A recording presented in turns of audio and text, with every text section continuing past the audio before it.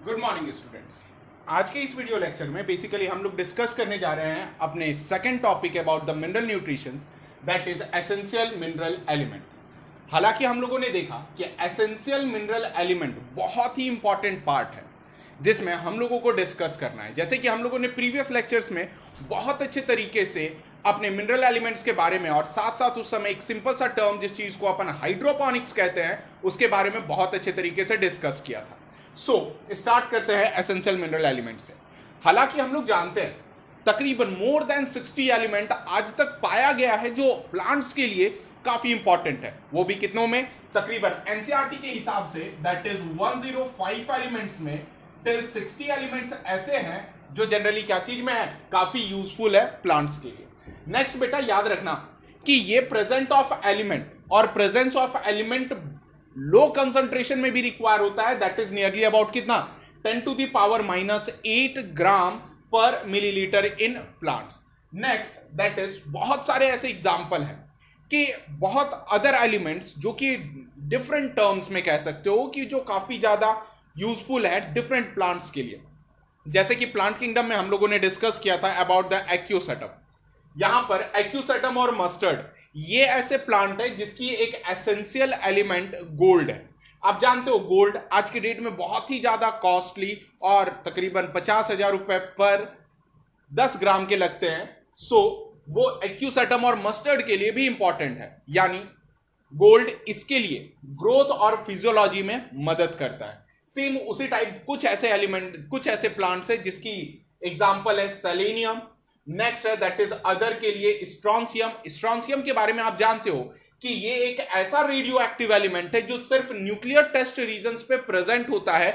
कुछ प्लांट्स ऐसे होते हैं जो स्ट्रॉन्सियम को भी नहीं छोड़ते हैं, जो अपने ग्रोथ एंड फिजियोलॉजी में इस्तेमाल कर लेते हैं। स्टूडेंट्स अब हम लोग डिस्कस करते हैं क्राइटेरिया ऑफ द एसेंशियलिटी को।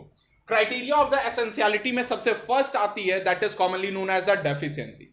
मतलब कि अगर कोई भी मिनरल एलिमेंट्स कम हो जाए, कम हो जाने के बाद उसके बॉडी में जनरली क्या प्रेजेंट हो जाएगा, डेफिशिएंसी।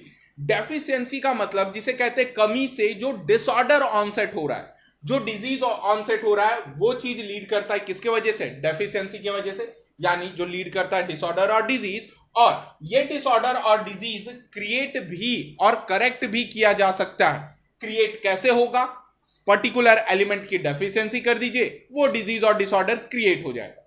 लेकिन अगर वही डिजीज और डिसऑर्डर को हटाना हो बॉडी से, तो वो जो एलिमेंट है, मिनरल एलिमेंट जो उसके लिए काफी बेनिफिशियल है, उस एलिमेंट का प्लांट को सप्लाई कर दीजिए, देन वो डिजीज और डिसऑर्डर क्या हो जाएगा, खत्म हो जाएगा। नेक्स्ट बेटा सेकंड पॉइंट है क्राइटेरिया ऑफ एसेंशियलिटी में, that is element can not be replaceable by the other elements. ये बहुत ही ज्यादा है। जैसे एग्जांपल कैल्शियम, अगर कैल्शियम एक रोल प्ले करता है तो देन कैल्शियम के बिहाफ पर कोई दूसरा रोल उस जगह पे प्ले नहीं कर पाएगा, जिसका बेस्ट एग्जांपल है कैल्शियम पैक्टेट जो मिडिल लैमेला के लेयर पे प्रेजेंट होता है। अब उस जगह पे फास्फोरस पैक्टेट नाम का तो कोई लेयर नहीं होगा, मतलब कि कैल्शियम अगर डेफिशिएंट हो जाए तब मिडिल लैमेला वीक होना शुरू हो जाएगा, जो कि राइपनिंग ऑफ फूड में भी इस्तेमाल किया जाता है।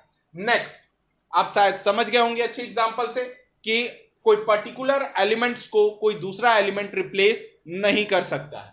नेक्स्ट आता है बेटा दैट इज थर्ड पॉइंट कि element require for the growth, physiology, metabolism, life cycle, ये सब के लिए एलिमेंट रिक्वायर होते हैं। जैसे ग्रोथ के लिए, अब प्लांट को मान लो ग्रो करना हो तो उसके लिए जो एलिमेंट उसके ग्रोथ को प्रमोट करेगा वो रिक्वायर होगा।